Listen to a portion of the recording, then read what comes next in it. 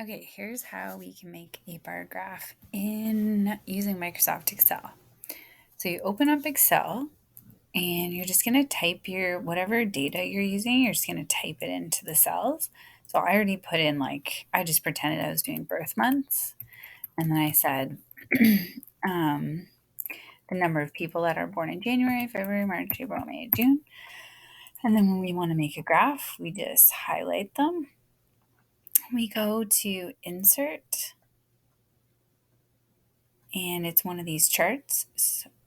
So we're just going to click that. And we want a clustered column, I guess they're calling it. But anyways, if you go to all charts here at the top, you can pick which kind of thing you want, like a box and whisker or histogram or whatever. In this case, since my data isn't really it doesn't really fit a histogram, it fits just like a bar graph because it's qualitative on the bottom. It's just birth months.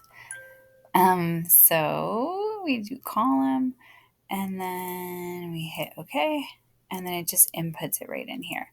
And then we can edit whatever we want to. So you can change the title, whatever you want to call it, months people were born in.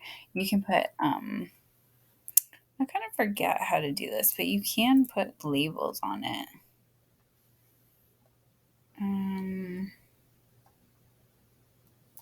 Maybe this. Yeah, so you can put an axes title on them. So you can fill that in, like birth months, number of people.